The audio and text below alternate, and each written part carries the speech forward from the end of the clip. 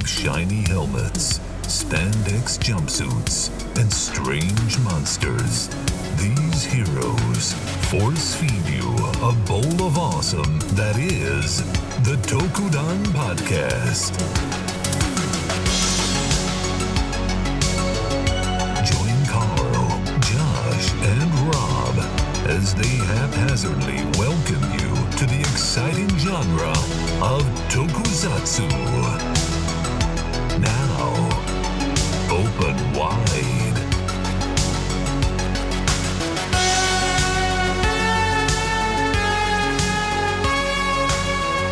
All right. Hello, lovelies.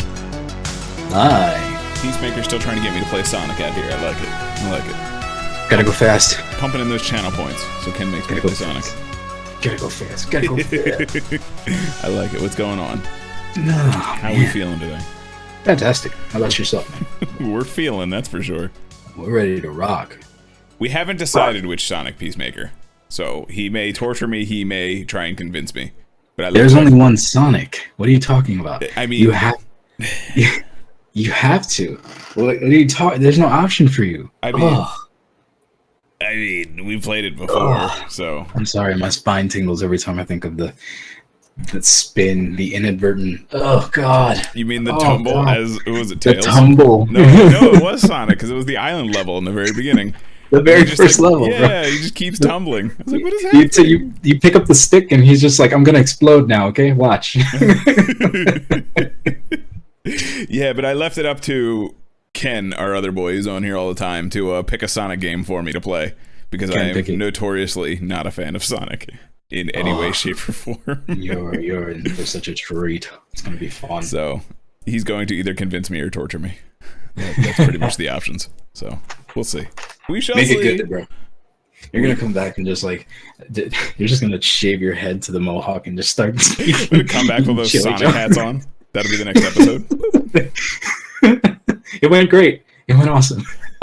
So I'm a Sonic fan now. Did you actually see the movie? No, I didn't. You haven't. No. Okay. I heard it was pretty good.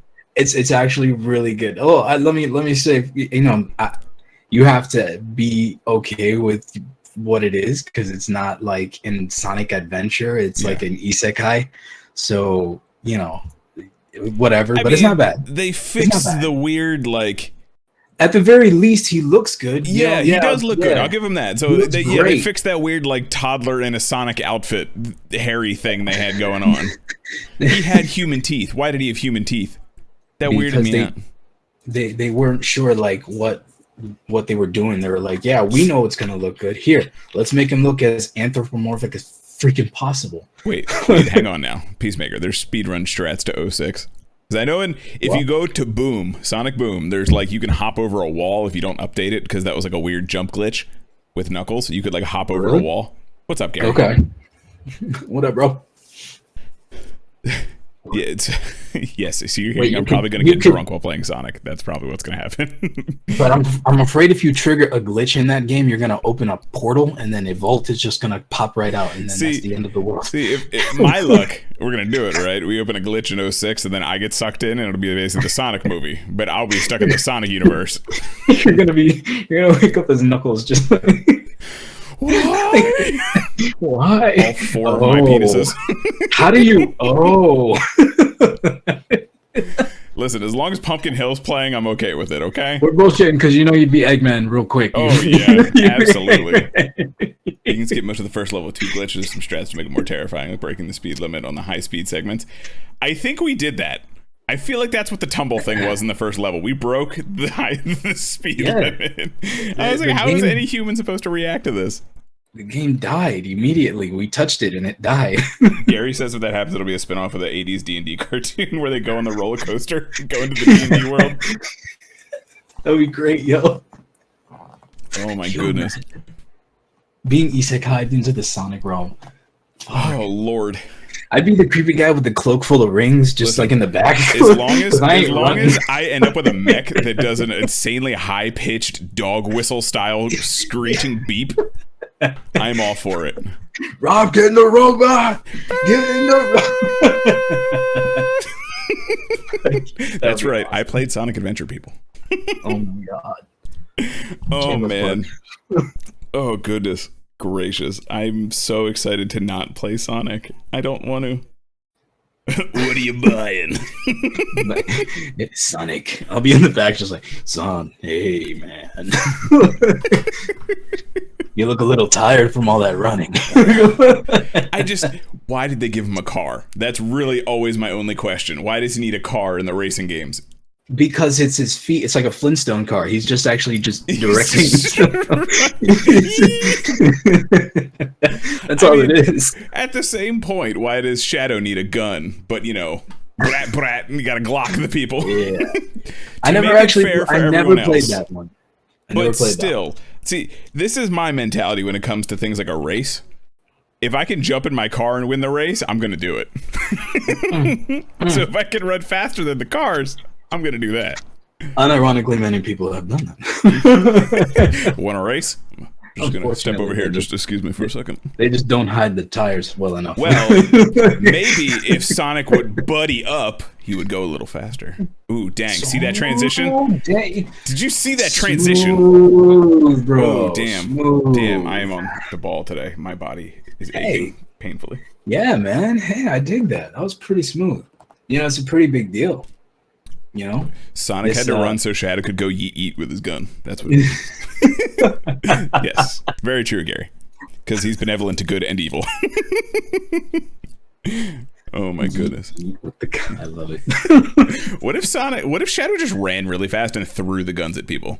He didn't actually shoot them. He just ran in like a circle, like the Flash, and he just hurled the gun at someone. He wouldn't. He would just hit you with the gun, just bop you. Yeah, he just bop you with like the butt end of the AK. Go see.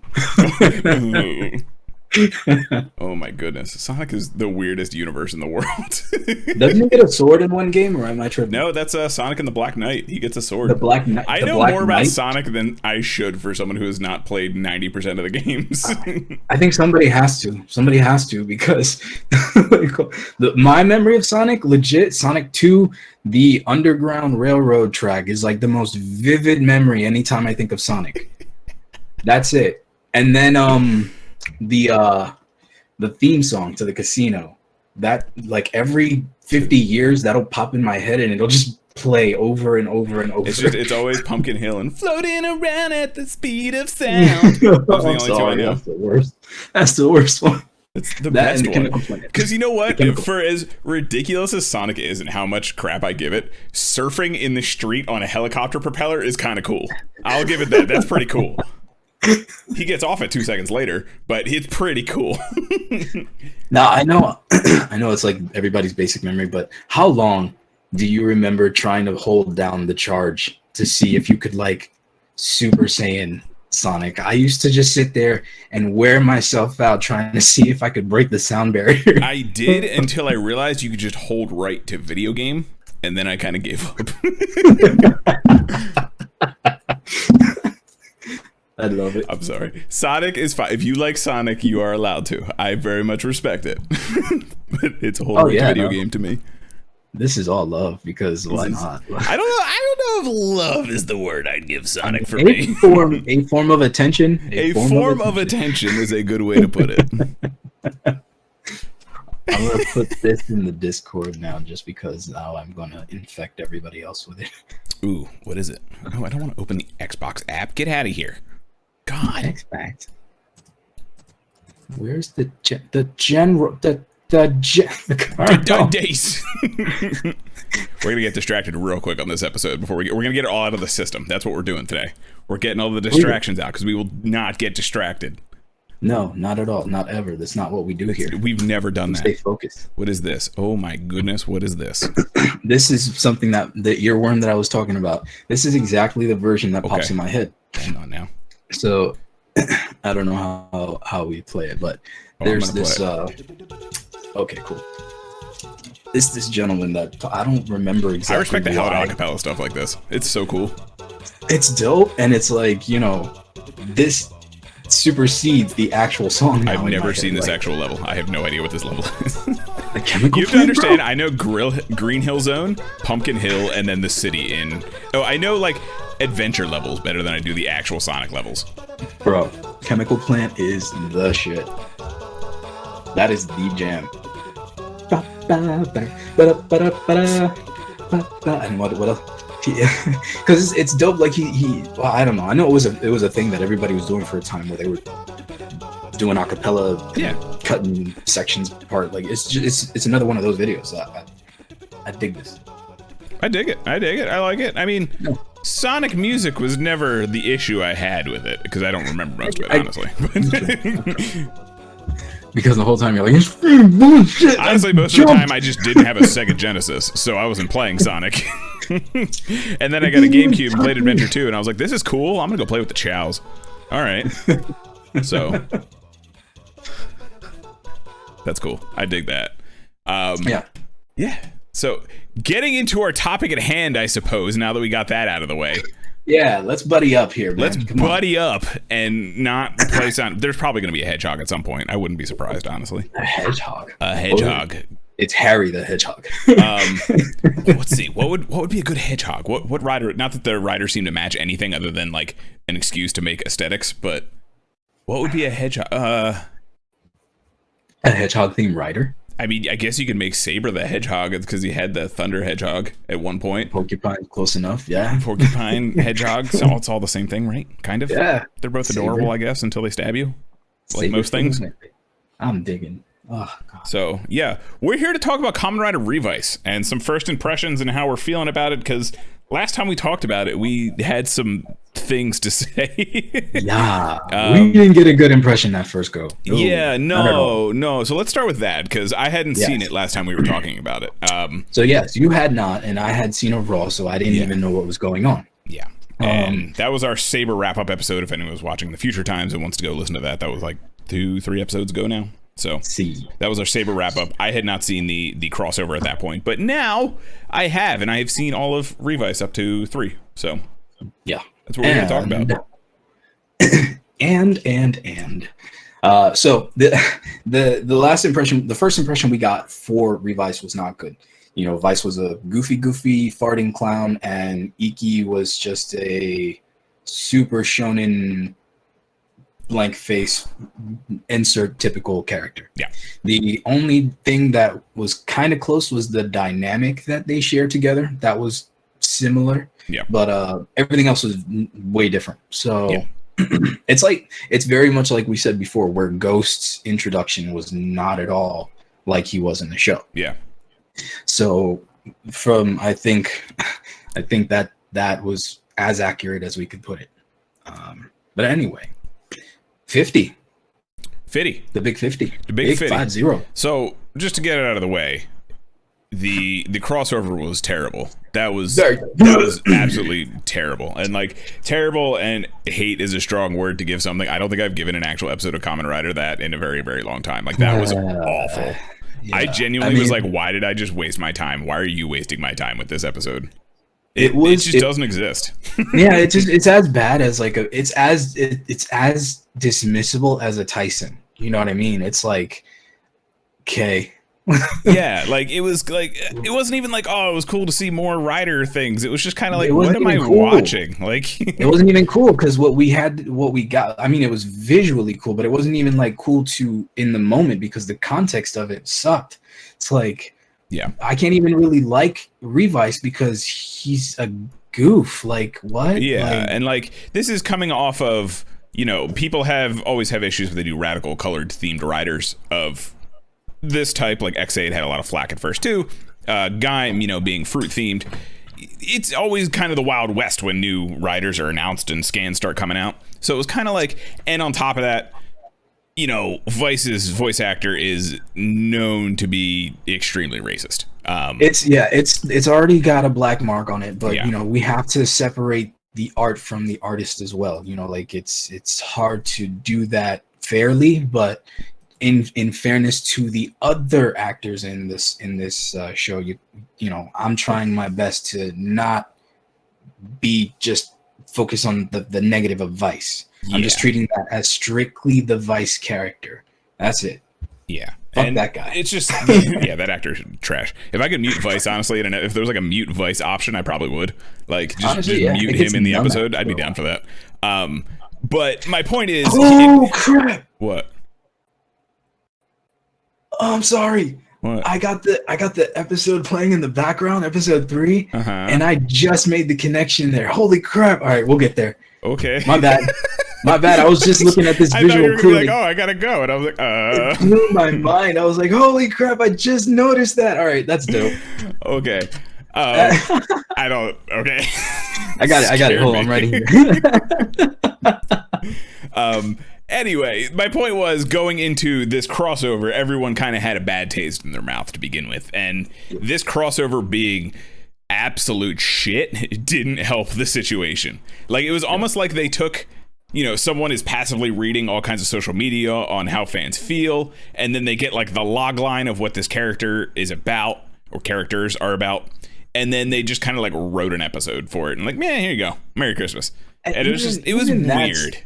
Even that is more than fair, because this is like legit like a third draft that they just turned in. They're like, yeah, I mean, we had an idea that we flushed twice. It was like the guy had just spent a week finishing Saber, and then he just had to write one more episode, but he had like 2 hours to do it, kind of thing.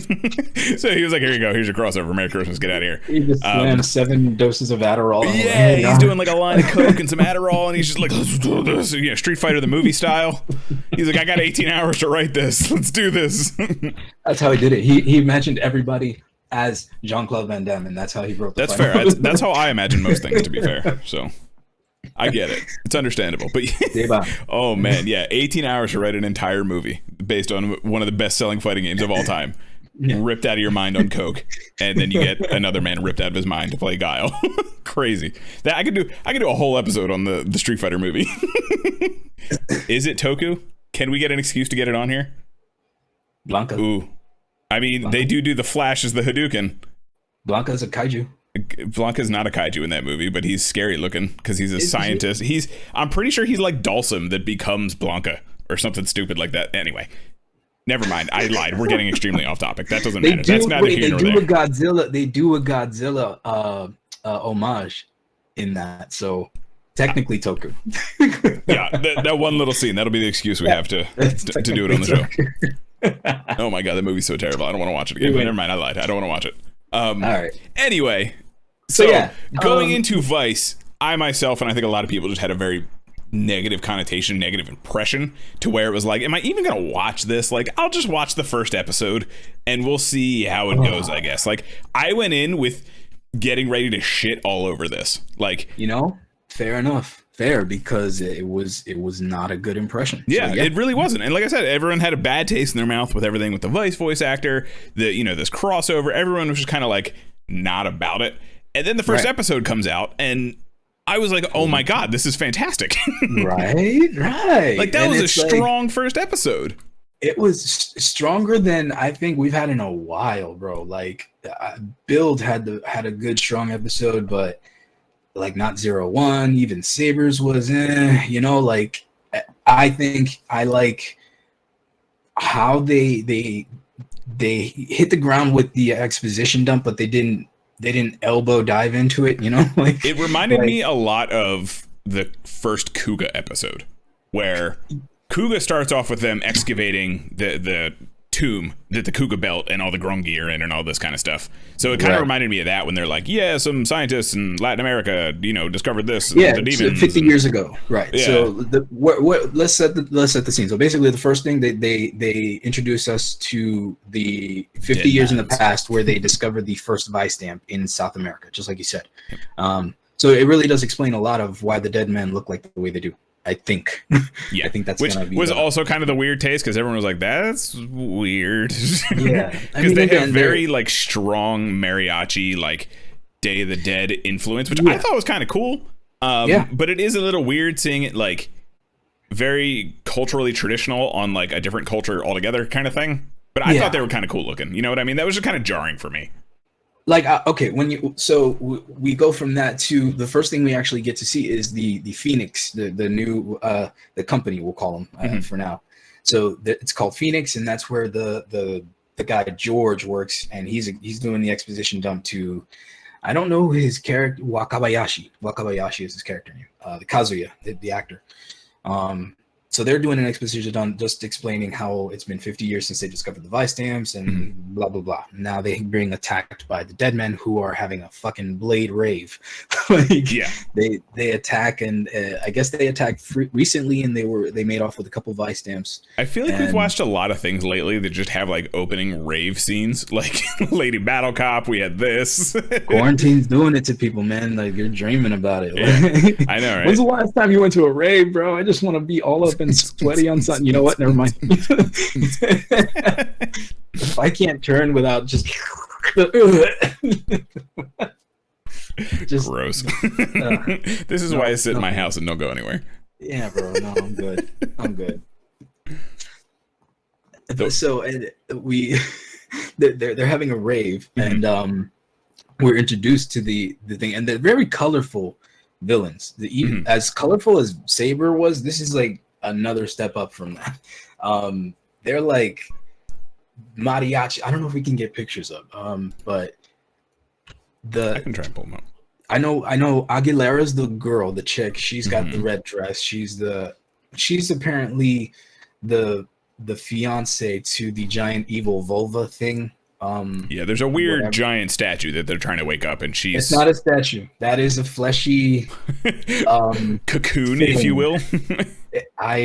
It looks like a part, okay, man. Like, we don't have to tiptoe around. It looks like a woman part, and it's so in your face, and there's eyes and arms, and like, it does, now that I'm looking at it, but it also looks like this like nun thing is sitting on top crossing its arms, and it doesn't look appealing in any regard. No, I think it's supposed to be kind of like a Biollante rose kind of thing, but like there was a certain like artist that did a lot of rose, yeah, a lot of paintings that looked like other influential pieces of the human body. Yeah, so it's very off-putting, and we're gonna have to deal with it. So that's what it is.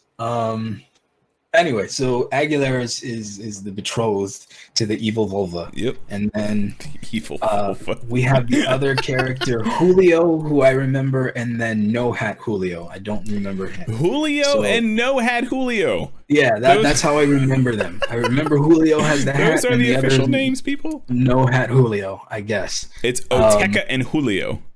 Thank you. No Hat Julio Oteca. Got it. Julio has the hat. Thank you.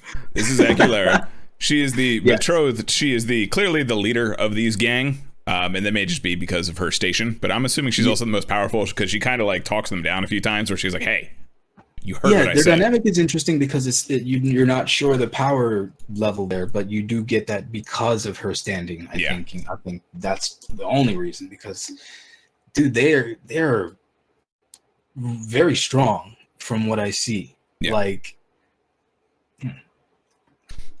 so the only one we've actually seen in dead man form so far is Julio. He is, I don't know what his animal is supposed to be. We saw No Hat Julio too. Did we? Yeah, briefly. He doesn't do anything in it. He just kind of stands there and then, that's right, when they kick in the wall. That's right. We did see that in the very first episode. Oh, we did see it. Yep. But it's quick. Gotcha. So yeah. They found in South America. That's why they're all Spanish. We're officially reintroduced appropriately to our protagonist, Iki. Mm-hmm. Now, again, I want to stress that you have to dismiss that thing completely, because what we get here is the kind of character where you see a lot of shonen hopefulness. Yeah. Reflected in what's an older character, like somebody who doesn't normally fit the idea of the young guy. He's the older brother who's the very first thing we get is this impression where he's living a life where he's resigned himself to something after we don't know.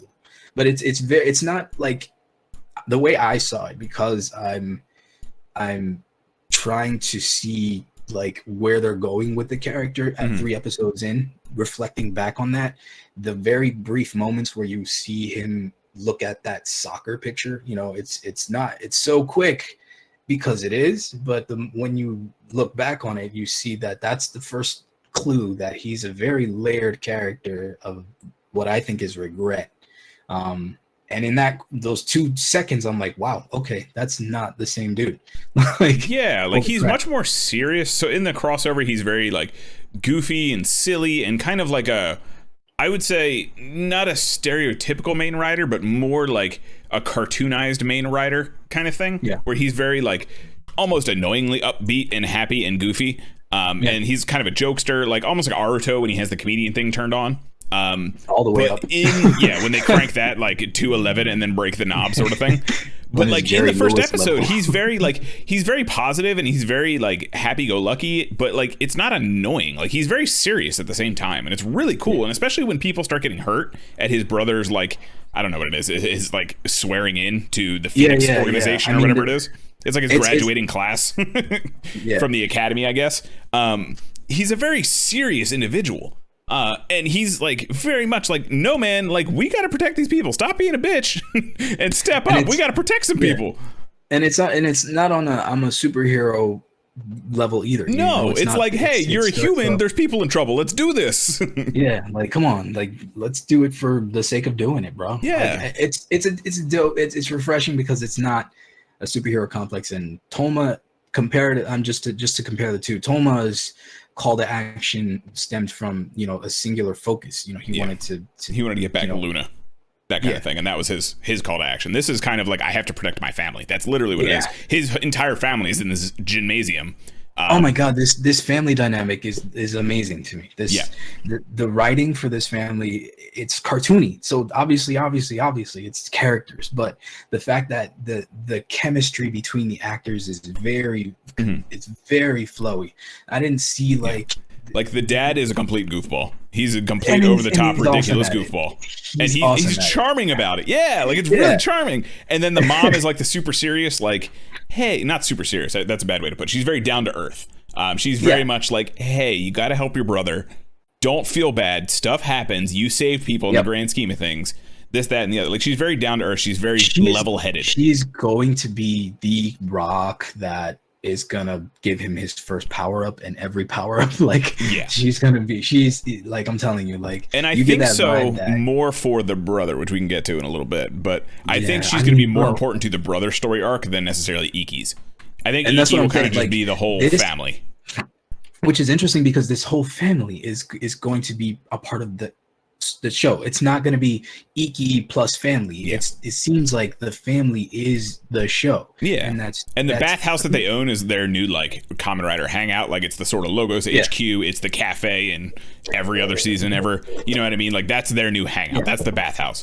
And they're in the first couple episodes, there's already like a few antics. We met some side characters that are like regular customers, sort of things. Mr. Boo. Did you like Mr. Boo? Mr. Boo, chugging the first dude chugging whatever drink, and he was like, "No, don't drink too much sugar. What are you doing?"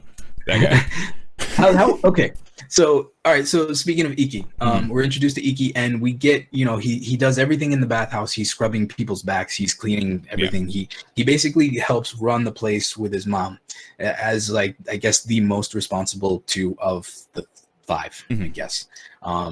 So anyway, when he's handing this drink to Mr. Boo, Mr. Boo's taking a swig of it, and we hear the first voice of Vice for the first time.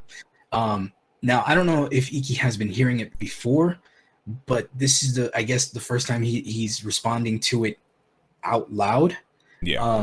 At least that's what it seems. So he responds to it. It's inferred that Mr. Boo, it's a cute little moment, but we can tell that that's going to be like a thematic thing. Yeah, no one else can see Vice but Iki when he's outside of his rider form.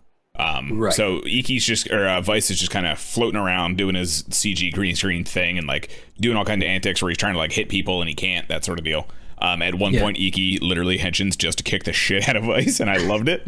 He was like, "You get over here." It's so dope. Their dynamic is going to be the most interesting aspect of that. Like I'm telling you. But Absolutely. All right, so he the whole confusion just begins the whole thing where he can talk to Vice and respond to Vice, but he doesn't acknowledge him yet. He's kind of reacting, but he's not like he's like hello. It's none of that. Yeah. So it's more of like confusion. Anyway, we get to know the characters. The father is the goof. He does like these weird what are they? Vivids? Yeah, they're the equivalent to legally distinct challenges. TikTok is what they are. And Peacemaker saying this goblin child needs to be put in a toilet. Yes, very true, and it's great. It's fantastic. So I think Iki does like just short of that at one point. Like he actually tries to drown him, which is kind of cool. Yeah. So that bathtub is a thing. Yeah, that bathtub is a thing in this show. That bathtub is like where all the BMs from Supernatural. That's what the bathtub is going to be. Those are all the brotherly moments. Those are all the character turns. That's where all the major conversations are going to happen. There's one power up. Yeah, the first power up. He's going to be sitting in this bath, and a Vice stamp's going to going to fly through the window into the tub, into their little like that thing that floats around with like the drinks and stuff on it.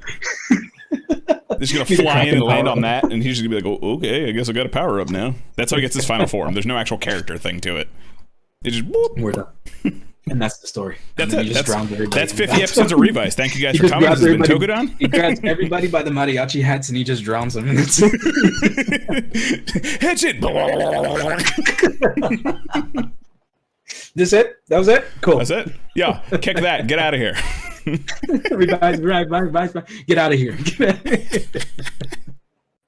Oh goodness, but it's a cool, charming little place. Like I really like, as long as it doesn't, I don't think it'll be something that wears out its welcome, because they do have, like you said, a really good dynamic, and there's so much variety between the 5 of the Igarashi family that I think they can have a lot of good moments where they have like, they're clearly, I feel like, going to do at one point like the 6th Ranger episode where like Iki will hang out with each of them, sort of thing, and one of them will be the focus. Tell me you're getting a Family Rider vibe, like. I was going to mention that by the time we get to the end. I have a feeling this is going to be like the family of riders. I'm feeling that. I wouldn't hate it. Especially by the 3rd episode, bro. All right, so just before we get to the 3rd episode, it should be mentioned that I think her name is Sakura. Sakura is the sister. Yep. Sakura is a karate master. Yep. So she can hold her own, and she shows that a couple times when they get attacked by the lackeys. What are the lackeys called? I didn't catch the names. I can tell you in just a second. The dead man putties. That's what they're called. I'm going with it. Are they just dead men? The putties. The putties. I'll go with putties. Thanks. Yeah. Right. So I'm still trying to find it, so continue. That's fine. What I wanted actually your opinion, because I don't know if you recall, but they did a really fancy 50 Revice logo before, like as the episode really kicked off. No, that's the Revice logo. It's pretty cool, and it has the 50 in it with his head and everything. It's really cool looking. I like it a lot. And then you can see the 50 on his suit as well. His armor, which is one of my favorite aspects of the show so far. They are doing like. It's not subtle by any means. Some are more subtle than others, I should say.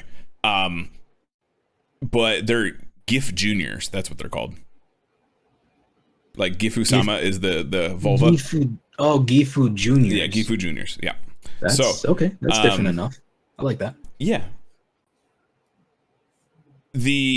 My favorite aspect so far is they're kind of incorporating the 50 and the other riders into this without being like heavy-handed. Well, it is pretty heavy-handed. I don't know what I'm trying to articulate here. It is. It's pretty heavy-handed, but it's not like... It's not as bad as Geo. It's not as bad as Geo, and he's not like he's like, oh, I'm going to equip this W-Hawk, that kind of thing. He's not doing that.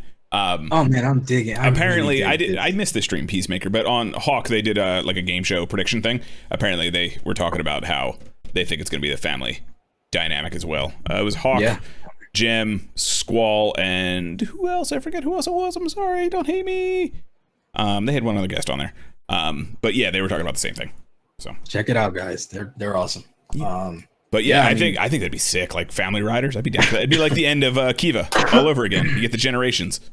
Yeah, and I was gonna mention that the Bath thing is like another Kiva thing again, but but a lot of the Bath stuff. Yeah, that's true. I didn't think about that. They do a lot of Bath things in Kiva too. Yeah, I was. Anyway, it's little things like that. That's like it's an anniversary thing, so I'm guessing they're not trying to force it. So it's just no. But like I said, I like this better. I like this idea of like representations better than just equipping W or equipping Blade, kind of like Zio did, or even Decade just turning into him was fine. I like this better, though. Because they're focusing so heavy on the Heisei stuff that we might see Showa stuff later on? I think so.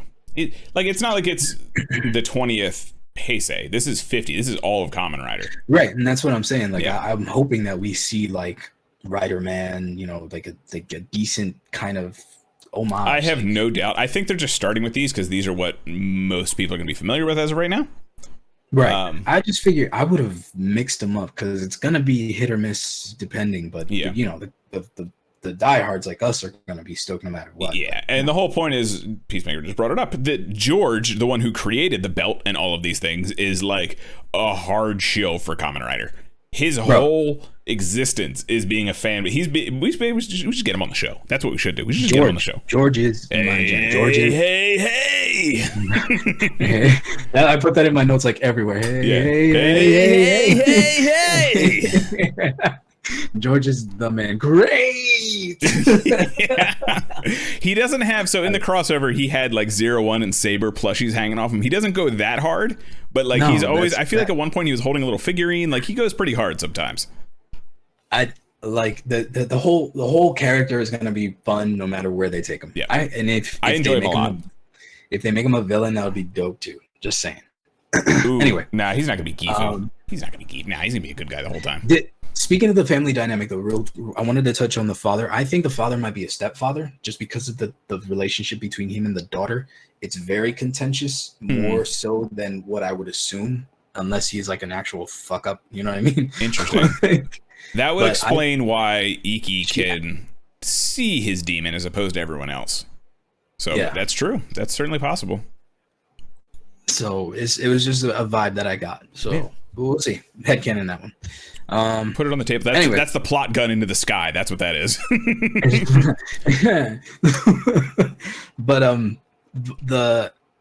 we have the very first scene where Vice and Iki acknowledge each other in the bathroom again, and it's like a tease where actually they don't even know each other's names, or I'm sorry, Vice doesn't even give his name or his identity. He just says it's like a secret. He just says he's a demon. That's all he says. Yeah. And then Daiji walks in or something like that and kind of breaks the whole moment up. Yeah. Because again, no one can see Vice, but you know, Iki. So. Yeah. Then correct me because I didn't look it up, but this criminal that the dead man's bring in, he's like an alum, right? He's a Toku alum. He looks familiar. From which one? In episode 3? The very first episode. In the first episode. He's the one that they pulled the mammoth genome from. I don't remember, honestly. I'm very bad at it. You should, when you get a chance, someone ask Jem. I'm sure he would know. Jem's a master at that stuff. He points that stuff out all the time. Jem's the man. So they use he's a professional wrestler. That's what it is. He's a wrestler? Yeah, okay, a wrestler. No wonder he's familiar. So they use the mammoth vice stab to bring it out, and he just freaking slapjacks him as soon as he's summoned up. Like, he comes out and he's like, hey, smack, and then he's like out. I think the initial interaction between Vice and Iki was one of the strongest moments they've had so far, because he, you know, the whole point originally was that Daiji would be the user of the Rider Belt, right? Right, and that was the plan, because he's a member of Phoenix. That's, you know, who George and Kazuya, whatever, Wakabayashi. That's who they decide is going to be the most likely candidate. And then, of course, at the ceremony, he tries to put it on, and then he gets like the demon pump. And the whole point is you need to be able to control the demon. That's why they chose him. They thought he'd be able to, for this, that, and the other reason, which I'm sure will be elaborated on eventually. The first dude who tries is some kind of commander, lieutenant, Kadoda. Yeah, Hiromi Kadoda. That's what I wrote. Yeah. His name is Hiromi. He tries it, and because he can't control his demon, he just pops another one out. Fize backfires. Yeah. And the dope thing is that it not only does it Fize backfire, but it also still summons the demon. So you're like double fucked. Yeah. So he's like unconscious on the ground while his demons run around blowing everything up. And that's when Iki takes it over and he summons Vice. But at first, I think he just puts it on, and that's when Vice can materialize, right? Is that what happened? Well, yeah. First Daiji chokes, and that's like an important thing, like for the character. Yeah. when Daiji was supposed to put on the driver, George is like, hey, that shit's for you, put it on, and Daiji's like sitting there, and it's like the weight of the world fell on him, and he just choked so bad that he couldn't do shit. That anxiety became real. Yeah, one of the Gifu juniors was coming at him. Sorry. Mind you, this is at the graduation after all the dead men's attacked, and this is like hell going on. And then so Iki runs and pushes him out of the way, but all he does is like grab the vice stamp, and the driver gets fucked off. So, you know, after his mom is about to be killed, that's when he's like, you know, Vice the whole time is like, hey, you know, I can, you know, we can beat him up if you help me and make a contract. And I really liked how Vice was like, he was convincing him while like really just like coaxing him because of his ultimate goal. And that's what I kind of liked about it. Like, it was a much darker thing. Like, it was clearly like he's just trying to get out and like eat some people or mess some people up. Like, it was darker because like, and again, this is coming from off his like super goofy, and he does get goofy and weird and whatever. But like, he's very much like, hey man, let me out. Just press the button. Let me out. Come on. George the whole time is like, oh, it should be mentioned, George's father was the one who developed the vice stamps. Yeah. And then George figured out how to mix the vice stamps with the belt. Yeah. To do that whole thing. So George developed the belt system. Yeah. And holy shit, that driver reveal was it was cool. I liked that. I liked it sitting in right under his 3090 video cards. That was pretty nice. I was like, yeah, you know, it is what it is, but yeah, they had to cut some kind of corners. Yeah. But I mean, the Iki has the vice stamp. He makes a contract with Vice, and then he finally stamps himself, giving Vice a physical form finally. Yeah. And the base design of Vice isn't bad. I mean, it's not awful. I don't know why he's wearing a mask. I mean, I'm assuming that's a COVID thing, but I don't know why he's wearing like COVID influence in design sort of thing. I don't think that's necessarily, you know, to protect the demon from COVID. I don't think that's what it was, but it's just, it was a weird design choice. And I didn't notice it at first either, honestly. I think it's just to appeal to kids so that they can look like Vice. So what they sell merchandise. It's absolutely so they can sell Vice masks. That's absolutely what it is. I'm not saying I might have bought Rider masks myself, but when they do get here in a day or two, I might show you. But anyway, so I understand the marketing and I support it. Yeah. So at the end of this, so let's just talk about the fights in general. We'll kind of lump them all into one. What do you think about the choreography, the fight scenes, everything so far based on these 3 episodes? The 2 notes that appear a lot in my notes are, holy crap, the camera work is amazing, and I like the film style. The choreography is dope. The camera angles and the camera quality. This show looks great. Looks great. Yeah. And I can't complain. I mean, the CG is what it is. You're not gonna, you know, especially during the henshin sequence. I really wish they did better with Vice's little bobbity move. This little, you know what I mean? Like, anyway, of all the complaints I have, this show looks fantastic. The choreography is dope. They do a lot of moving camera stuff in this. Yeah. Like very dynamic. The dynamic camera in the first episode, I think they have it mounted on something and they're just doing a whole 360 of panoramic, and at each frame there's something going on, you know what I mean? And it's like they almost it wasn't one continuous shot, but like they almost made it one continuous shot in this first fight. It was kind of cool. Like, it was cut and everything, but they kind of, the way they frame it and the way they compose the shots and all of the scenes, like shot to shot, it felt like a fluid motion. Like, if anyone's ever read the Dragon Ball manga, you kind of know what I'm talking about, where the flow between the panels really speaks a lot to the actual fights. It was this kind of thing, this kind of dynamic where the camera's moving naturally to the next point. It's not like a hard cut. It's not like a whole lot of that kind of thing.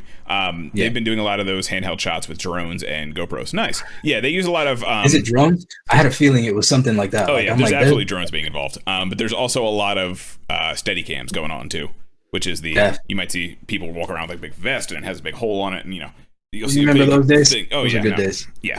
You'll see a big like pole coming off their back and they're holding it like that. It's called a steady cam. The jib and all that. Yeah, it's a whole thing. But yeah, it's really cool to see that kind of stuff. And I think all 3 of the major shows, you know, Ultraman, Sentai, and Kamen Rider, have been cinematically amazing Like, amazing. They've been getting great. Like, Kira Major, I think, was the first one. And again, I didn't watch Ultraman X as it was coming on. Or Kira Major was just too bright, bro. It was just too bright for me. I really wanted to like it. That's fine. But yeah, like some of the choreography in there, like I see clips and I'm like, oh my God, is this Sentai? What is this? And then, you know, we have some of the Ultraman stuff. Like X has amazing cinematography as well. Saber had some great stuff towards the end, especially when it came to choreography. But now we're seeing like the cinematography mixed into that choreography as well. Like we had the actual, we talked about it before, I think. There was the dummy on the stick that he actually like kicked the shit out of when he hit the wall, which is pretty cool. Oh my God. No, I wrote that at 17, what I was watching, it was at 1752 to 1755. Iki kicks the absolute dog shit out of a lackey's head, taking some of the concrete with it. I love it. It was cool. And it was very much like, clearly Iki had a little bit of training at some point. Like he probably got in his sister's martial arts class at one point or another. And I'm thinking that Iki must be a jack of all trades type of person that has like. I think he's the oldest of the three, right? He's the eldest because he is the older brother. Yeah. But I what I really feel is like he had a dream that he gave up and is now residing to help the family.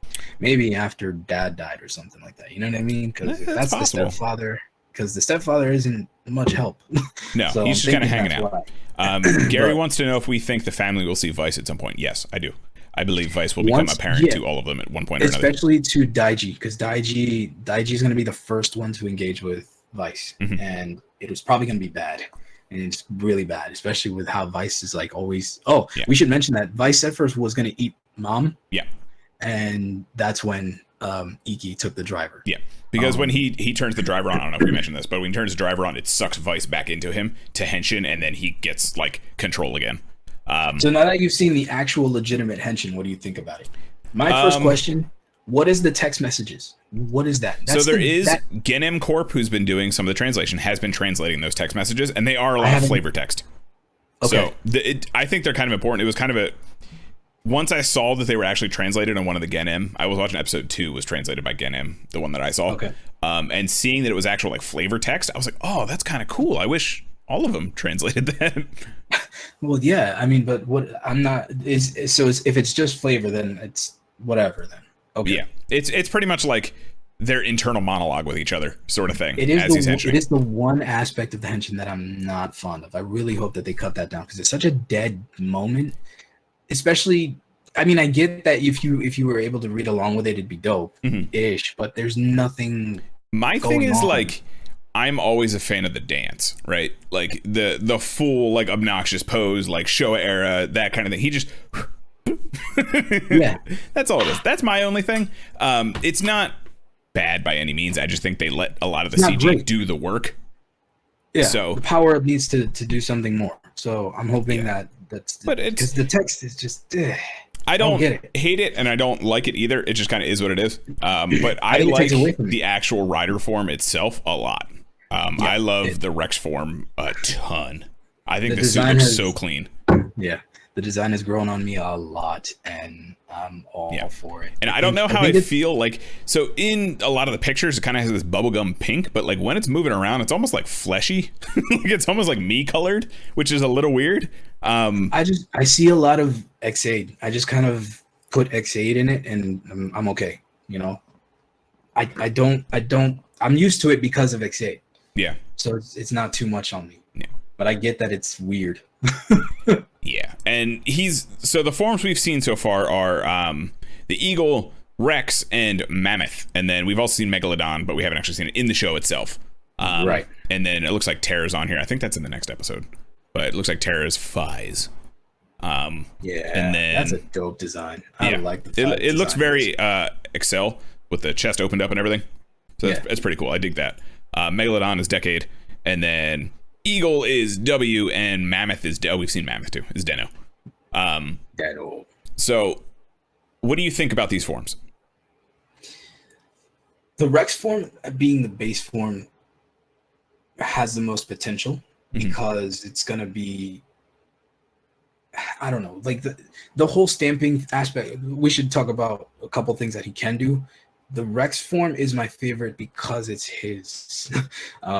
I don't see much more beyond the one-time use of these forms. So it's going to suffer down the road where we're probably never going to see these again after that power up, just like a lot of other ones. But when do you think he's really going to use the mammoth thing again? Especially, well, I have opinions about each of these forms. Yeah, they're really not situational, but I don't see the cause for one over the other. You know what I mean? And like each one has a very weird, specific, not weird. It's a very, very, very specific use. So like when he goes into the W Eagle, it seems to only be to use the W up.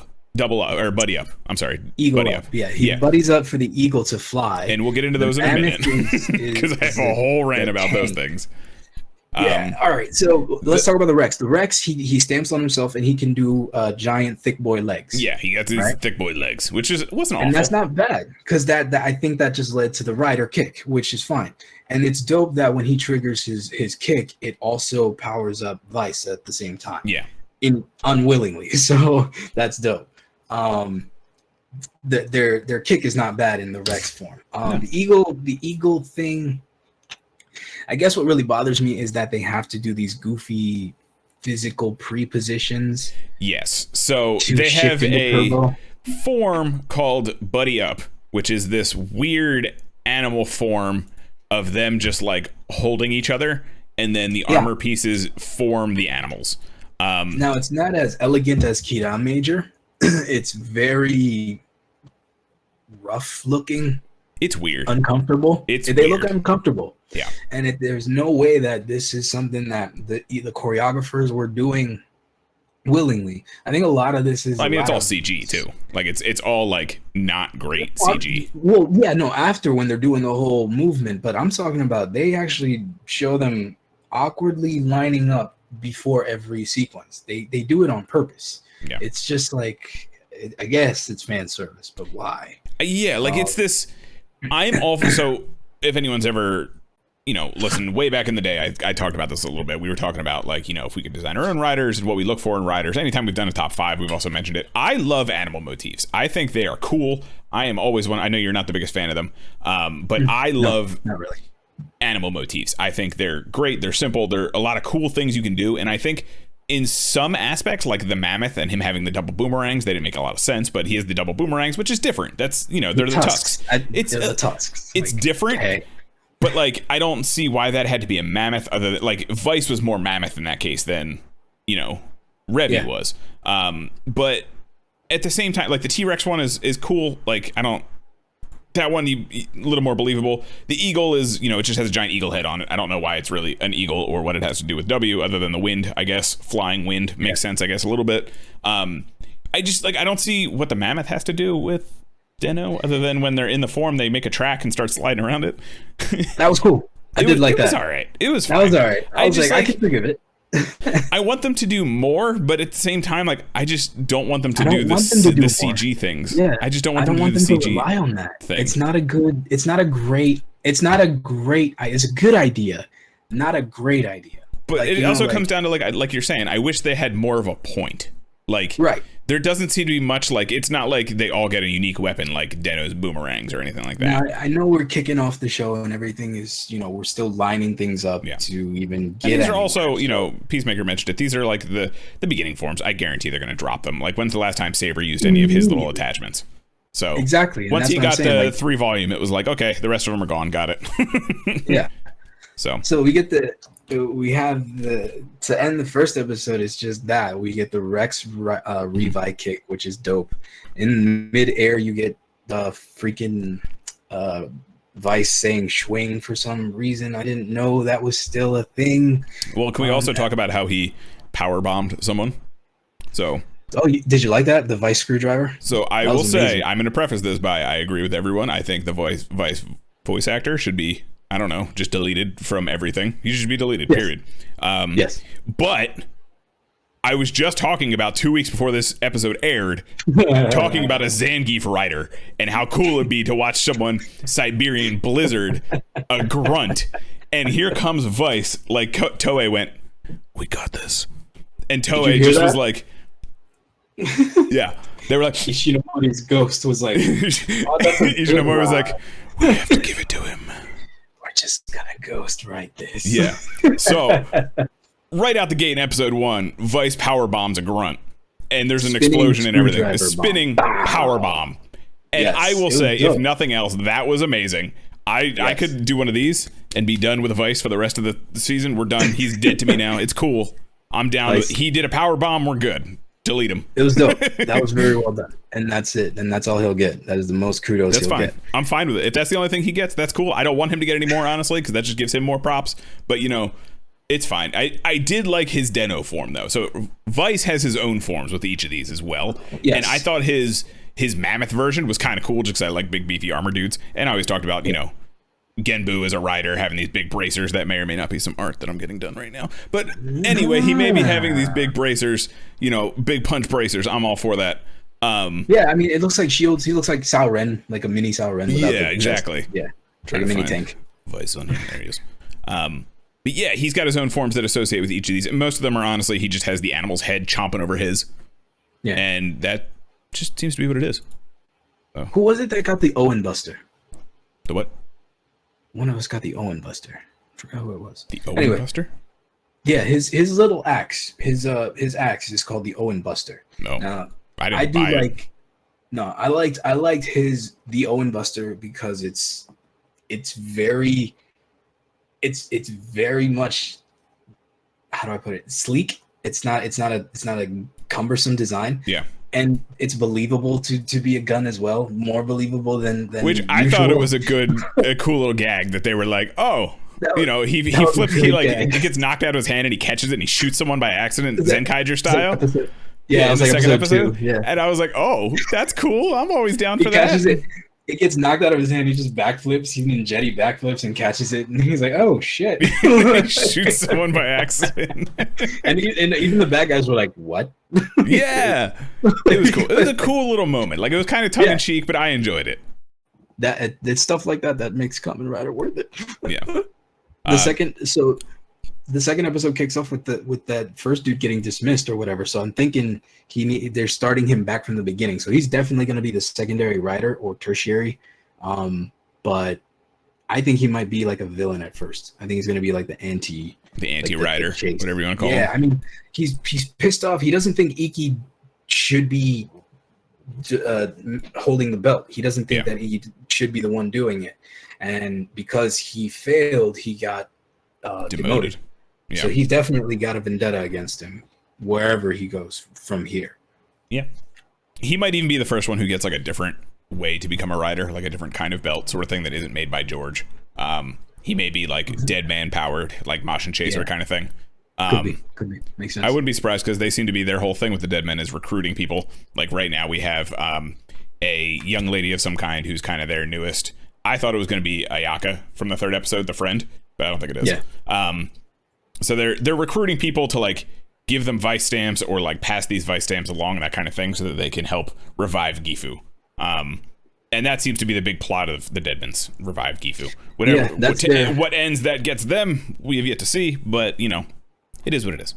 They're feeding energy to Gifu by fusing the. Literally imagine it being with the Majin power. Buu. Like they're taking the energy to revive Majin Buu inside his egg. They're doing that to Gifu. That's pretty much what's going on. I mean, Daiji is given this contract to get Iki to sign to officially work for Phoenix in order to use the driver officially. And again, even in the second episode, they do it very well with the chemistry between the characters and the cinemas. I keep writing here how good the quality is. Like this camera work is amazing. But No Hat Julio is seducing the caddy guy who's watching this arrogant golfer. It's gonna be, I guess it'll be episodic where they just find the rando of the episode and get them to succumb. For now, I mean, they all seem to start that way with the first 10, 15 episodes. So this one is just this resentful caddy who works for Shooter McGavin, basically a Japanese Shooter McGavin.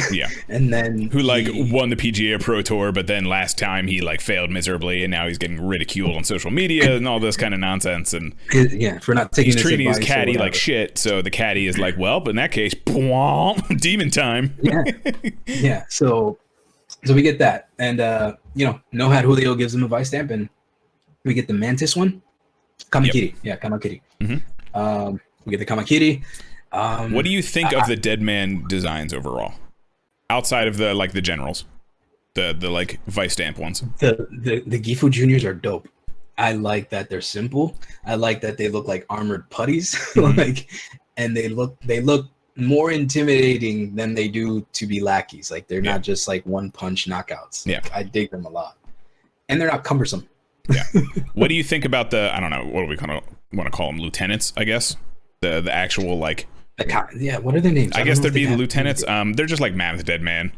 But, you know, Eagle Dead Man. The Dead Man. Yeah. The actual Dead Mans, not the generals, not Julio. I don't think they're taking. Yeah, I don't think they're going, you know, above and beyond with the design so much. I think they're very, you know, they're not over the top, but they almost look like Smash to me. There's no visual difference between them and Smash from build. They look very Showa to me. Because so now that I'm looking, I didn't notice this before, but they have the same pants, I guess, from depending on which one they come from, which could be misinterpreted, but they have the same bottoms, and then it seems to be like whatever genome is on top sort of thing changes. Because two of them have these like woolly legs, like bear legs almost, and then two of them have these kind of lizard legs. I don't know if that's who, you know, whatever general creates them. Yeah. But they have a very like ridiculous looking, like I could totally see these being in like V3. Like they have a very Showa era vibe to me, and I kind of don't hate it, but at the same time, I don't know if I like it. I mean, it's a give, because I think it's another thing where we're gonna get used to it, because they're not bad, they're just not much different. They're okay, you know, and the thing is that they're not very powerful either. Yeah. So they're very much like around just to cause chaos. Like, they're just a couple extra hits. Yeah, like if these guys were putties, I wouldn't even be surprised. Like, yeah, that's kind of how basic they are. Peacemaker saying they look almost origami. Like, I see that. I kind of like that a little more. Yeah, the like the top half looks almost like origami. I'm trying to see. I see what you mean. Yeah, like I kind of dig that. I dig that. I like that a little more. Let's see where they go with it, because again, it could be. I mean, the Dead Mans, you know, Julio and No Head Julio, those designs are dope. So if we can get closer to those when we actually get the more powerful ones, that'll be better. Yeah. And I'm curious to see what the difference is between the Deadman generals and like just these basic Vice stamp, whether it's because they're coming from Vice stamps or no, just what the difference is like lore wise. Why are they different? Because clearly they're a much different design. Like they're very much like together designs. Like they're more of what I would think of like a Kaijin and a Kamen Rider. You know what I mean? As opposed to these kind of jobber Kaijin. Yeah. The implication of a stamp to me means that this is something that was beaten before and sealed away. So this lore could be really big, or the stamp is something created from the devil. You know, like I'm it's down for gonna that. be one of those two things. Yeah, that's fine. So I would like something with more lore, but depending on what the point of it all goes to, I don't know.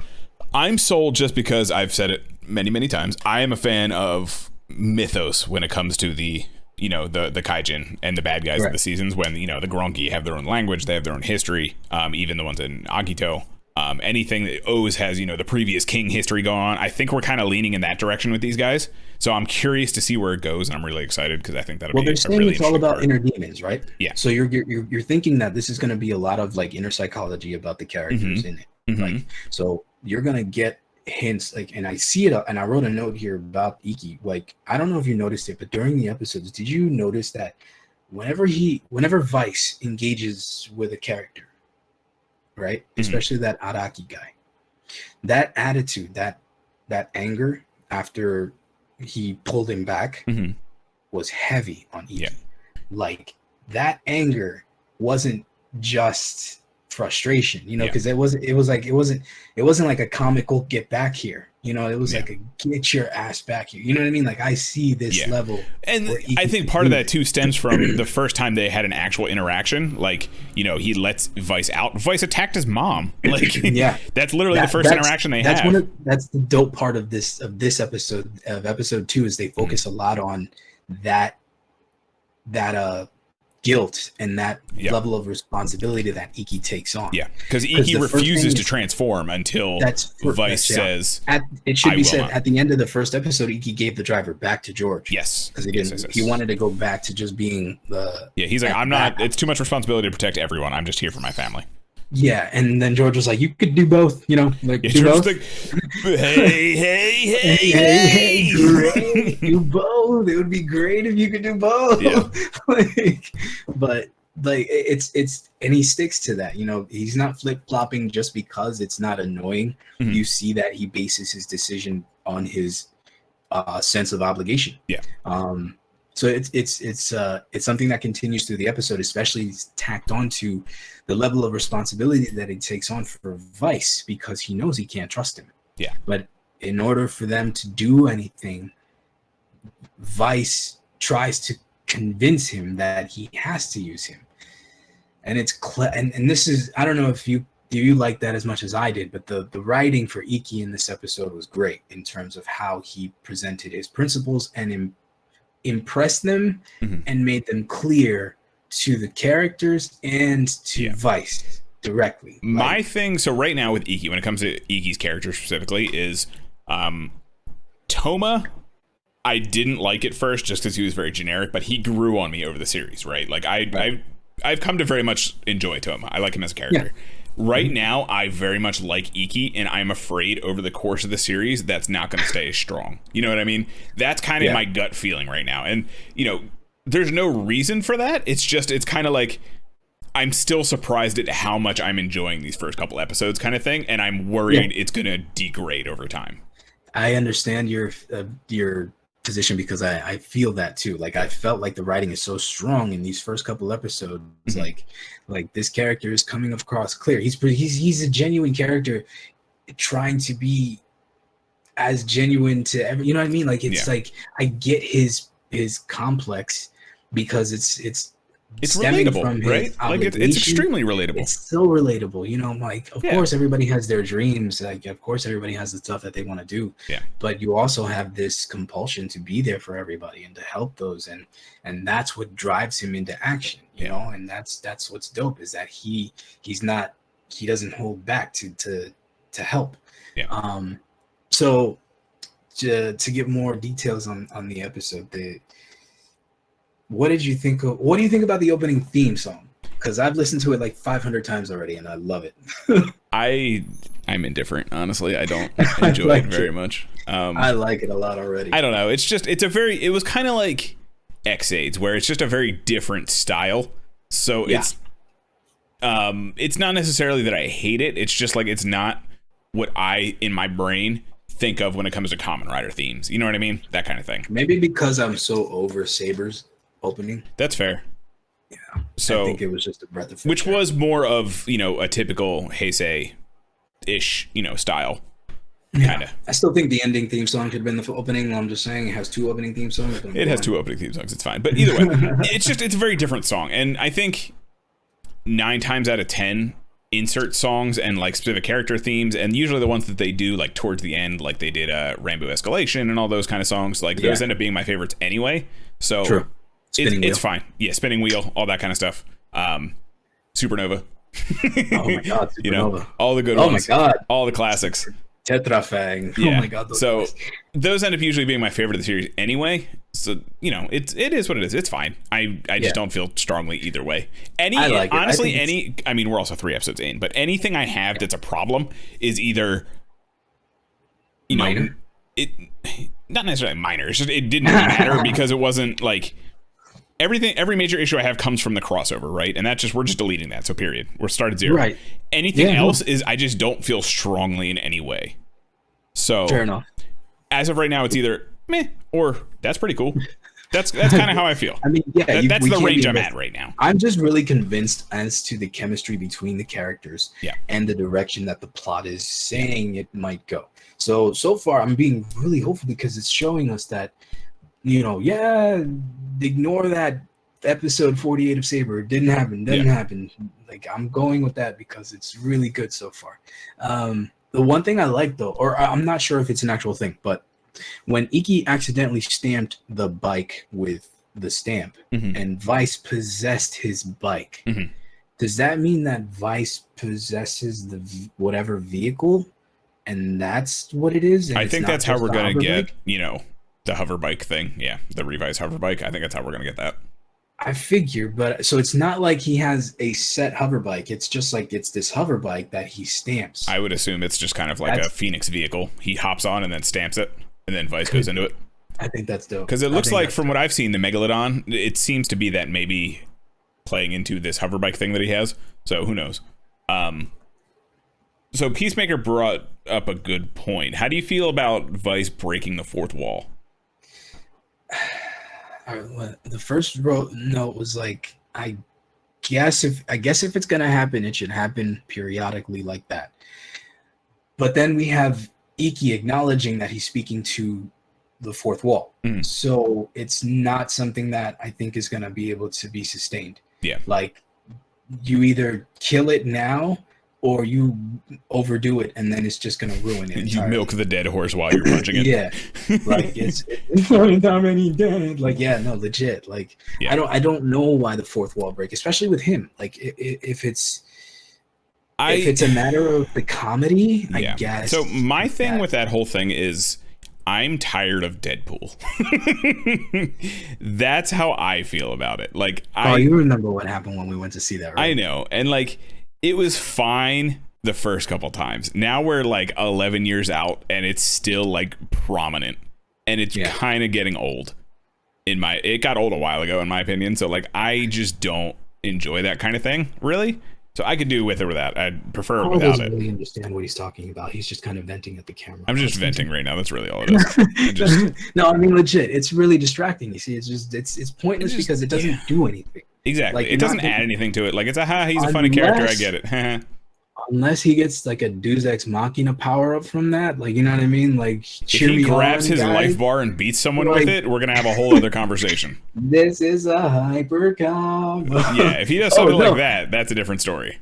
I did write that one of the first two things that Vice does when he's summoned is a mock punch and a foot dive. Mm-hmm. So yeah, and the power bomb. Yep, and the power bomb. Yep. Peacemaker also said the hover bike is Vice's form and the Fi's form. So yeah, there you go. So that's what he. So he's actually the. Mm-hmm. Huh. Makes sense. You don't see him on it. He's not just like hanging on the back. So we're just saying that Iki's on his back. Yeah. Awkwardly. Mm-hmm. Like most things that they do. So. We're gonna have so much fun playing Twister. I anyway, just really want them to stop with these weird combination things. It's not. I will say I really enjoy the tandem aspect that they have going on. Like, especially now since episode 2, like, they kind of made their deal. Like, hey, we made a contract. You can't hurt people. If I let you out, you got to listen to me. And it's really cool that they, like, in the third episode especially, I feel like they really had like a nice tandem flow going on, and not even like in 48 where they were kind of like comic doing it, like running into each other and stuff like that. Like, they had an actual flow, and it was kind of cool. There was a comic moment. There was, but it wasn't like fumbling. Obnoxious, you know what I mean? Like, it wasn't. It was kind of like, oh, fumble, and then we just kind of kept going, and then it was back to serious. Because Iki is a pretty serious like fighter. Like, he's an amazingly adept fighter too. Yeah, like really good player. at fighting. Like, he's doing like wacky expert level stuff. Like, you know what I mean? Like, if he's a soccer player, and it's not to the point where, you know how some writers, not to mention, have gotten their powers and all of a sudden they know how to do everything. Mm-hmm. He doesn't, but he also doesn't take long to figure it out. You know what I mean? Like, if it's an accident, he's like, oh, that's dope. Okay, boom, boom. You know what I mean? Like, it's like he's quick, and I like it because it doesn't take too much out of the fight, and the choreography is one of the best parts of the show so far. Absolutely. Because it's now being combined with, like you said, like Saber had good choreography, but we're getting that with a level of cinematography that just complements it so much better. Like the one shot that I like that they do a couple times is from the driver. Mm-hmm. Like, it's like under the screen restamps it. Yeah, it's from upshot from it's so dope when they do that. I'm like, guys, do more of that every time. I love it. That shot, and then they like the camera stays and you do the whole spin, and it's so dope. I love it so far. Where do I go from there? Like, did you see Vice's Kenshiro Ora punches? In the first episode? the second episode, he legit does the order. Oh yeah, he does the order. Yeah, and he like actually lifts the dead man off the ground and everything. He just like ready, set, go, and then he like out races Iki towards it, and then he does these auto punches, and then uppercuts. It's so dope. That was dope. I did like that. And then he does a king twister throw. Yep. He just what is it? Oh, what is it? Giant, not the giant my toss. love. Yeah, not the giant toss. No, it is the giant toss. Giant swing. There you go. Giant swing. Giant swing. Yeah. He giant swings Iki into the monster, and then it's just like But it feeds into the whole thing that, you know, from that moment, Iki knows that Vice is out of control, and he needs to figure out a way how to control him. Yeah. And knowing that he won't capitulate to anything that doesn't affect him, because Iki, that was one thing that I remember, that Vice doesn't understand family dynamic. He doesn't get it. And he says that a lot to Iki. He's like, you know, why do you care? You know, like, just give them the Vice stamps, you know, because there's a moment in the third episode, right, where Sakura gets kidnapped or whatever. But anyway, point is that this is a thing that starts here where Vice doesn't understand what Iki is talking about when he talks about we can't do this, or I'm protecting Vice is like, what do you mean? Like, this is just what I do. Like, what are you talking about? Yeah. I don't get it, and I like that, because it's something that we're gonna it's kind of reminiscent to Naruto and Kyuubi, where, you know, Kyuubi was very much like, fuck you, which for like brings up the thought of, are the demons creatures that kind of infect people, or are they there the whole time? I think they're there because they're created from either regret, resent, something, remorse, because Iki lost something, gave up something, and then Vice was there. And Vice says, it's a secret, but I'm the little devil that lives inside you. I wonder if it has to do with, you know, the dad stepdad thing. I think it might be, but wouldn't it be better if it was something that could just like how people got the phantoms from Wizard, you know, like something that's more of a personal thing rather than an affliction. Yeah. Like, I don't know. That's where I would go with it. All I'm saying is Go Nagai was Ishinomori's assistant. Go Nagai made Devilman. Devilman is about a whole bunch of demons coming out of the depths of hell and infecting people and growing those horrible human traits that are inside of them. Give Devilman a bunch of stamps and a lot less violence, we're looking at Revice. That's not a bad point. Devilman came out in 1972. Kamen Rider came out in 1971. That's all I'm saying. That's all I'm saying. I like both of these things, so that's my headcanon. We're doing Kamen Rider Devilman. That's what we're doing. Devilman. We're getting Kamen Rider Devilman. Okay. Revice. That's my headcanon. I don't care what anyone else thinks. I don't care where it goes. That's my headcanon. And I hope it ends with Satan and Devilman fighting on a dying planet. Just Oda punches all the time. Yeah. And then the world starts to crack. And that's all and Akira in half and like reglowing limbs. And everyone go watch Devilman Crybaby. That show's amazing. Oh my goodness. My headcanon is people just like pile driving and aura-oraing each other all the time. Like, you could take two random characters. Like, you could take, I don't know, let's think Barney and, I don't know, Julio over here. Like, they're just aura-oraing and like power bombing and Siberian blizzarding each other. That's what's going on in my head 99% of the time. And then they henshin every once in a while, you know, summon a big mech maybe. That's my brain in a nutshell. Good luck. That's fine. I get it. I'm not having luck with it, so. No, I mean, we get everything. We're just crazy. Yeah. No. But anyway. But yes, that is my tie. That's what I was going to say when we were talking about it. I think it's very much like a Devilman storyline because Go Nagai is related to Ishinomori, and this is obviously a anniversary season, that kind of thing, and kind of a harken back to both of those. Because, I mean, they had a crossover of Cyborg 009 and Devilman, but I don't think they really did anything together while Ishinomori was alive. So, no. Yeah, that's I'm down for that. I like that. But do we waste the entire series on just being an anniversary? Or do we give Revice something of his own? No, I mean, that's what I was saying, or I like what they're kind of doing with this. It's an anniversary, but like it's its own thing at the same time. Because it's not like Zio where Shotaro's showing up to give him the Eagle Vice stamp. That's why I'm really hoping that the secondary and tertiary riders are like something completely unique to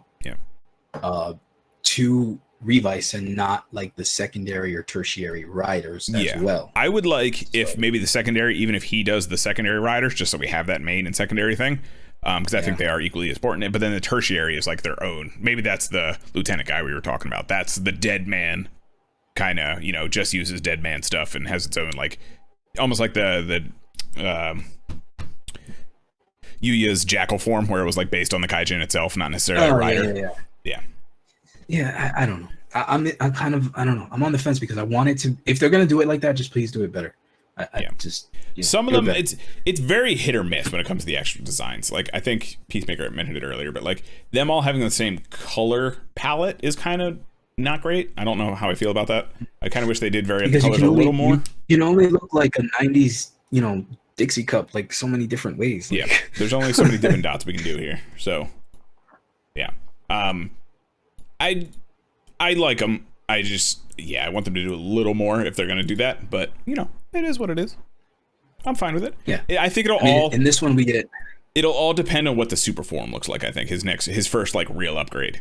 You know, I think that'll be really what is his first power up. That'll be the first kind of, like, taste test of what we're in for, kind of thing. And I really hope, and I think a lot of people would agree, that his final form is not this bubblegum form. So... I have a feeling it'll be this, but colored something different again. It'll be like black and green or something like that. Nah, it'll be gold. You think it'll be gold? It'll be gold. Yeah. They're just gonna go gold. Go gold. I mean, I'm down for hyper mode. I'm a big fan of G Gundam. I'm down for hyper modes. At the end of like episode 2, we get this moment where Vice steals Daiji's phone gun con thing. Yeah, I'm glad they're doing phone guns again. That's dope. But they're fine, I guess. I don't know. I always thought they were kind of dumb, but that's fine. It's just like, hey, that's cool. Another thing, another phone gun. But they have this dope moment. It's just where Vice is Revice using the Owen gun, and Vice is like they're doing like this tandem John Wick shooting sequence. It's dope. Then they also have where if Revice stamps something, the booster, the Owen Buster, Vice can shoot fire from his mouth because he shoots fire. He has some kind of secondary ability apparently that like just kind of showed up in the second episode and was just like, oh, okay. Like he stamps himself. I think it was the Buster or something, and Vice shot fire out of his mouth. He just pressed the Vice stamp and then. Oh yeah, that's right. I'm sorry. That's right. He just touched it and then he did a tail attack or something like that. Yeah, like one after the other. He pressed it like once. He did the fire. Then I think he pressed it like twice, and then he did a tail attack. He was like, "Let's do it again." That kind of thing. I mean, whatever. Not a big deal, but just something that interesting. They'll probably never do again. But that was if they do anything with the eagle form other than just buddy up. I mean, we could get some stuff there. Yeah. So I think like the first episode was very strong. Second episode was so-so. Third episode kind of fell a little bit flat after the beginning because the beginning was really strong, where they put a lot of the focus on the messages behind Iki's decision to like. I mean, it was a Daiji episode. Let's be honest here. It was a Daiji episode.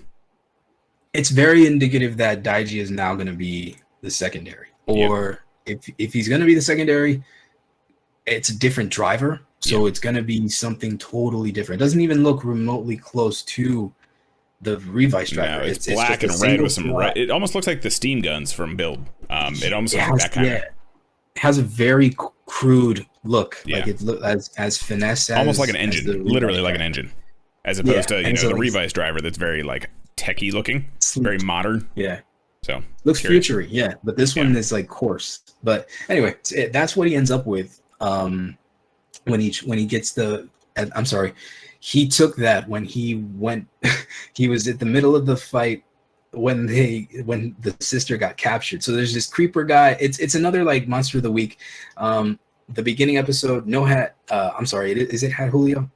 No Hat Julio accuses Aguilera of like crocodile crying over the giant evil vulva. Yeah. And the kaiju of the week comes in and they do like this, they literally have a blanket over their head. Mysterious. Yeah, it's like this. Oh, who is that? It's obvious who it is. We recruited someone else, and then it goes on to antics, and then basically it's really not important. You find out that they hired this guy to like kidnap the sisters to start this whole thing. But it just makes me worried that that's what they're gonna do. Like for the next couple episodes, every episode, it's just like, hey, and then here you go. Yeah, then, I mean, I'm sure they're gonna throw in the actual like Julio and Olteca. I think. Not Julio. Yeah. No, I think they're going to throw them in there, but I feel like once they do, that'll be like either he gets the power up or the secondary will show up, which I think the secondary is supposed to show up in the next couple episodes. So whether it's the brother or not, we'll see. But yeah, so Julio gives this picture to this creeper dude, and it's Sakura. Is it Sakura or is it the girl? I forget who it is. It's Akaya. It's the friend. Ayaka. There you go. Ayaka. Anyway, Ayaka. Ayaka. He's supposed to kidnap. I mean, it's not cryptic. There's not a whole lot to it. It's just whatever. But the one thing I wrote, bro, like the shot where they're getting out of the car and then it like pans over to them and then it goes like in the same motion to the driver. It's such a, oh my god, I'm swooning over this, over the way they're shooting this stuff. It's so much better than it's ever been, and I'm like, I can't. I've always like, oh, I love Kamen Rider, I love watching it, but now I'm like enjoying actually watching it because of how they're filming it. You know, like it's bringing a whole new level. And like you said, the dynamic of the characters honestly is driving these couple episodes where like, it's, I would say, it's not that I didn't care what was happening in Saber, but I feel like a majority of it was kind of like, okay, get to the Rider stuff. You know what I mean? Like I feel like because it was building to something much bigger, much bigger. And I felt that way a lot. Like 0-1 obviously has some great characters and the dynamic between them is great, but I feel like a lot of it ended up being in the actual battle scenes is where we felt a lot of that kind of pull and things like that. Like we talked about it, like the whole Fua and Aruto towards the end and the walking scene, like that walk fight at the very end when Aruto's going towards Hirobi, that kind of thing. Oof. Like it's a lot of that kind of stuff where it relies on the action. In this case, however, I kind of almost look forward to like the bathhouse scenes and the scenes outside of that stuff, like what's going on with Phoenix, what's going on with, you know, Iki, you know, trying to cope with what's going on. Like I'm kind of looking forward to that stuff a little more, and in some cases a little more than like the actual fight. Like the third episode was kind of all over the place in my opinion. Compared, like I said, the first episode was so strong that I felt like I might have not been giving the other two a fair shot. So rewatching them, I think this is a show that I will rewatch frequently because like the dynamics are going to be layered heavily for every character, not just your MC. You know what I mean? You're getting, I think we're going to get a lot of arcs that are done really well. At least I'm hoping. But I feel like rewatching it is going to prove that this show is going to be a different level of characters.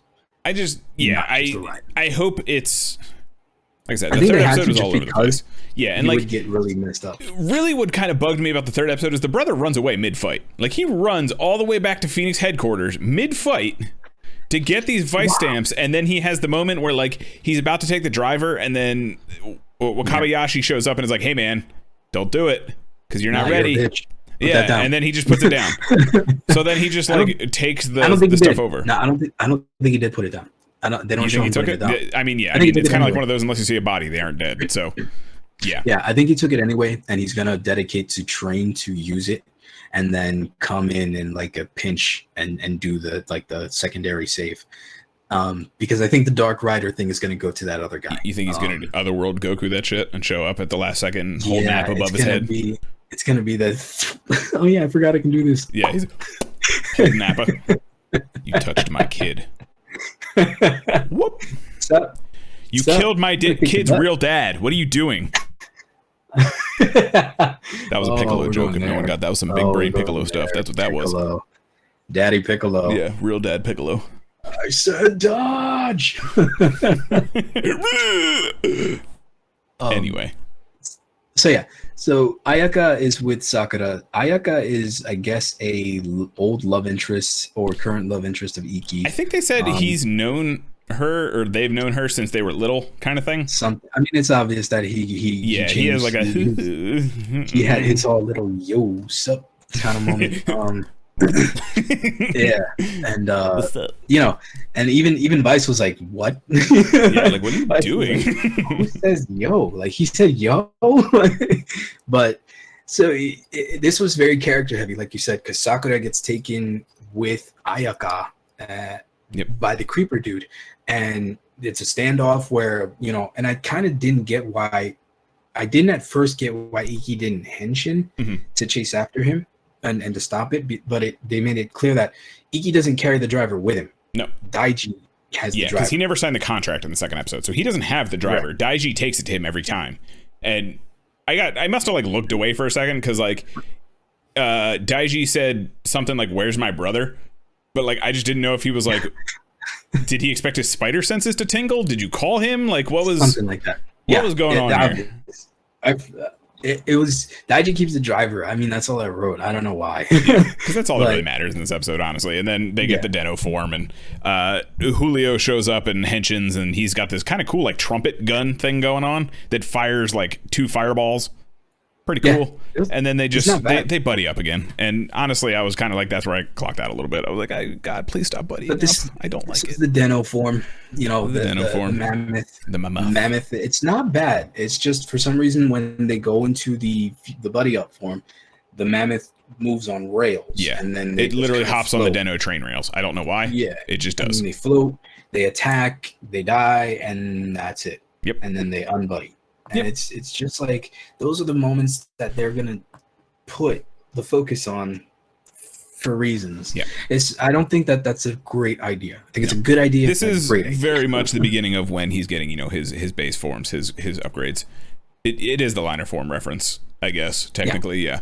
But yeah, it's you know, he's getting his Robin Hood, he's getting his Musashi, he's getting his all this, that, and the other, and he's going to use them once, and then we're never going to see them again, and then all of a sudden, you know, all of them will combine into Damashi or something. So yeah, we'll see. I'm curious. The kaiju.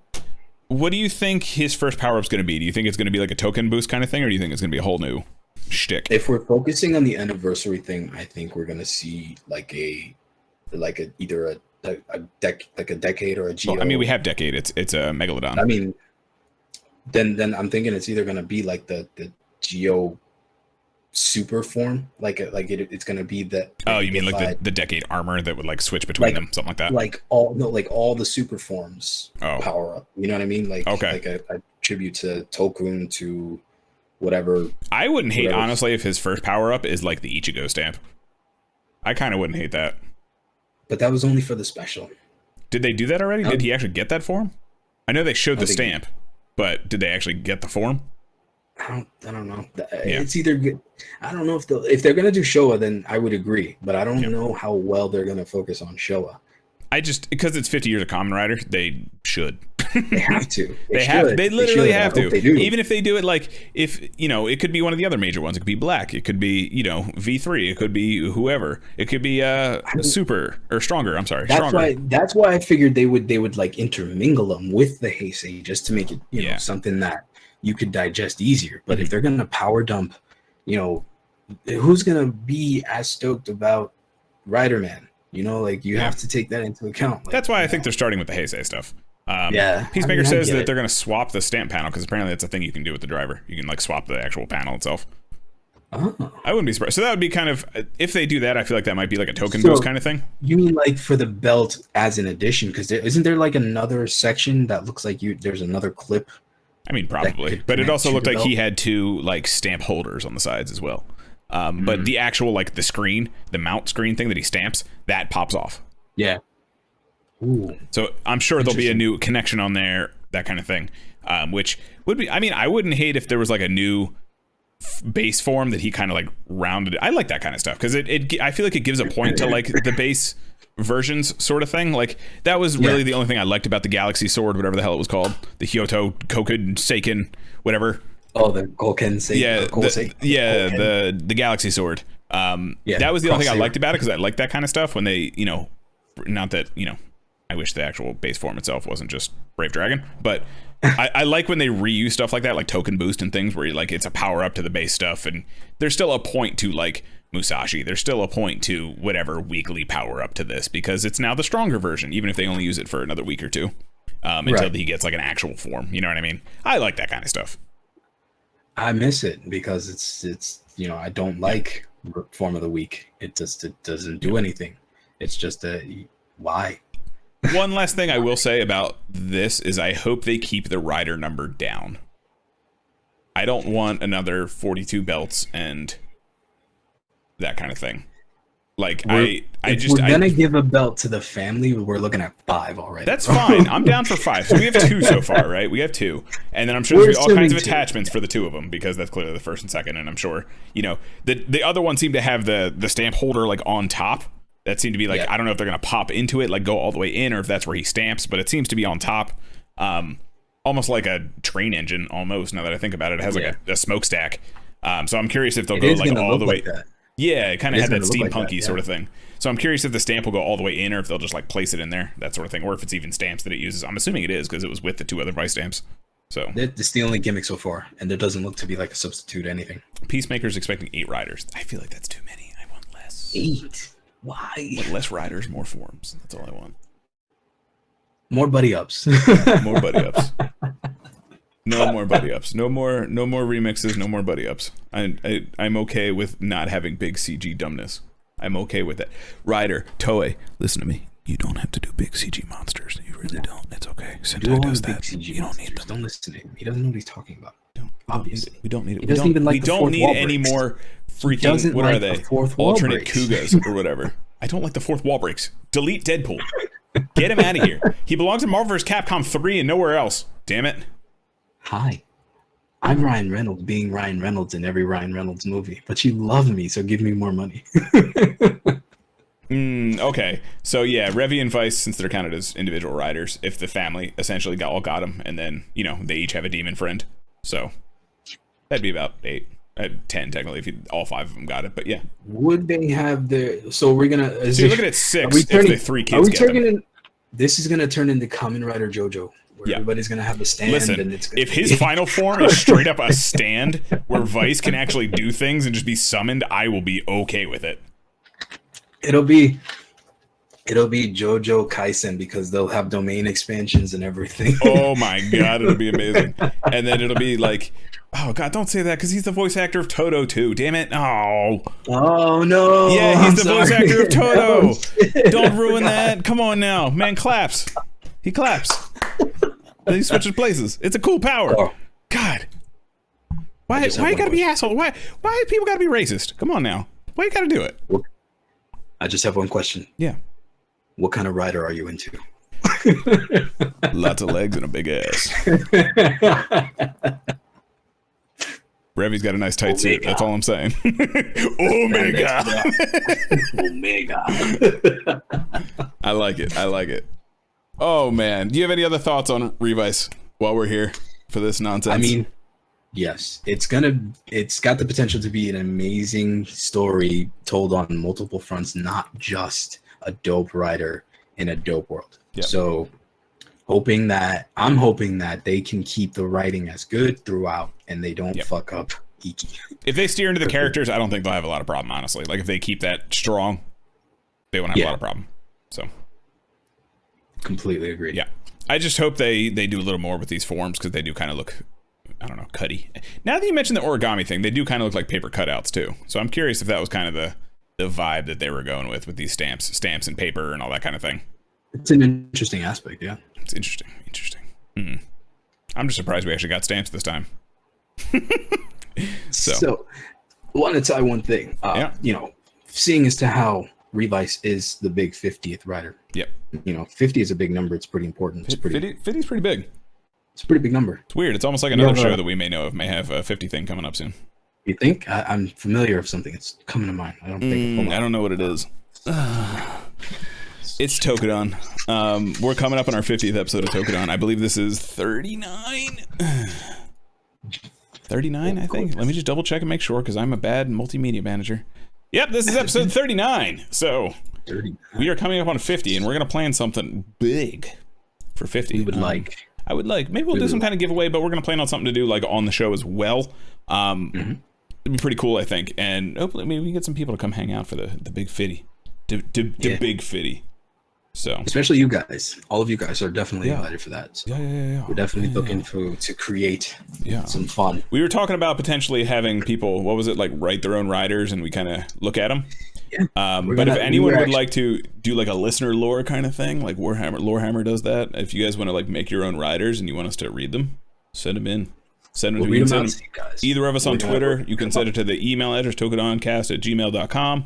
Send them in. We will read and check out. Maybe we'll do an episode where we just check out all of these cool riders that people make up. And give us your ideas. Give us your characters. Stories, like, characters, any Toku, not just riders. I would say any Toku, kaiju, Sentai teams, whatever you want to do. Send them in. We'll check them out. I'm curious. I want to see what the people create. We want to get to know you crazies. Yeah, we want to know what crazies are amongst you because we know our crazies and we're tired of our crazies. I hate my crazy. You hate your crazy? I am here for my crazy. I lost it. Oh no, you lost your crazy? But definitely something we want to share because it's a big celebration. We want to be able to have a good time with everybody. So we got a little bit of planning. So we have time. Think of your stuff and if you have any ideas too, just send them over. We're down for ideas. We also have, and you know, going with that, you can also celebrate your 50th episode of Tokudon by buying sweet new shirts. Our store is live. Stuff now, that I was going to reveal live on stream, and I completely blew it. So that was a thing. It's all right. I was like, oh, this is gonna be a cool moment, and then you know I was like, oh man, I never did it. So yeah, we have shirts that are available now. I'm stalling because I'm trying to get the link because I was ill prepared for this. But we have a merch store up where you can buy Tokudon shirts. Oh, here it comes. Hang on now. Boop. Boop. One person has already bought one. You can buy t-shirts, you can buy sweatshirts, you can buy mugs, you can buy all kinds of things. So check it out, guys. Check it out. And then there's also a Tokudon. You can get my Kaiju Rider face on there. We are working on some other things in that aspect as well. So we will reveal them in due time. Big 50 is going to be fun. It's going to be fun. Yeah. Yeah. I'm excited. I am excited. So thanks for coming and hanging out, guys. Thanks for hanging out. This has been Tokudon. I'm Kaiju Carl. Revice. Yeah, that's Revice. I'm Kaiju Carl. If you're here, you know where to find me. If you're not here or in the future times, it's at Kaiju Carl on Twitter, twitch.tv/Kaiju Carl, and then this goof over here is my cohort. And I'm 6 Exos, and you will find me here all the time. All the time. And don't go anywhere because we're gonna play some Tales of Arise. So. Cool? Good luck. It's great. I love it. But thanks for hanging out, everybody. Don't go anywhere. Later. I said don't go.